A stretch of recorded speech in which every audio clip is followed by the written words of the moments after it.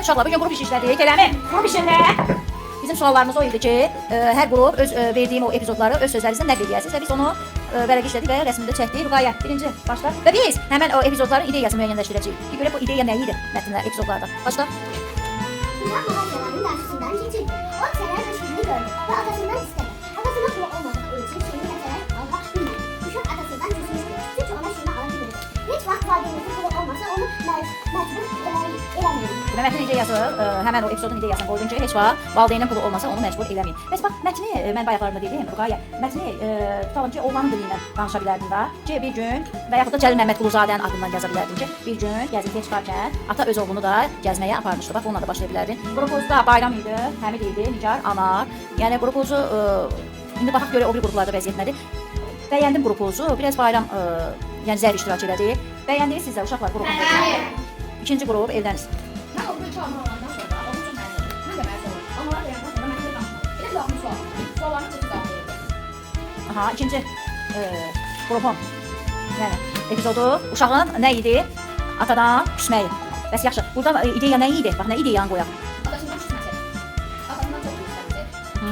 Və atanın onu almaması. Yəni 3 dənə ideya. İdeyamız necə deyək? Birin deyək də, seçək birin deyək. Atanın onu almaması. Atanın yox idi, amma onu almaması. Alma aldı. Yenə də atanın ürəyi dözmədi. Ürəyi dözmədi. Yəni uşağını sındırmadı və onun istədiyi çərəzi ala bilməsə də, amma ona iki almanı ala bildi. Yəni burada valideynin uşağa, övladına qarşı nə deyək? Yaxşılığı və yaxud da valideyn haqqı, bax bunu deyə bilərik ki, mətnin ideyasını valideynin övladı üzərində haqqı belə deyə bilərik. Bir görüm əvvəl fəsl. Üçüncü.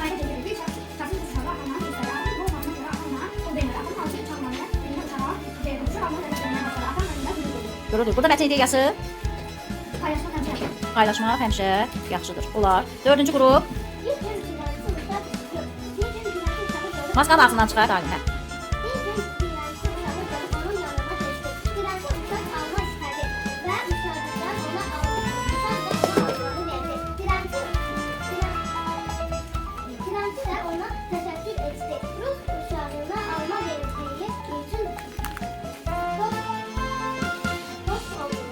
Dost oldu. Bax burada sizin ideyanız nə oldu?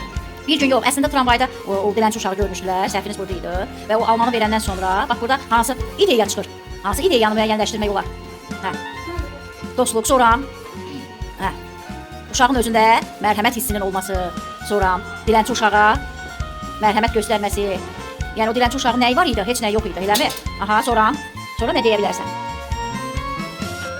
Hə. Sonra şeydə nə deyə bilərsiniz? Yəni burada mərhəmət hissinin olması mətnin ideyasını və axırıncı epizodu təşkil edir. Sizin qrup zəif işlədi, yəni Aylin orada neynədir? Heç birinə cavab vermədi, görürdüm özümdə. Niyə Aylin oxumamısan dərsi?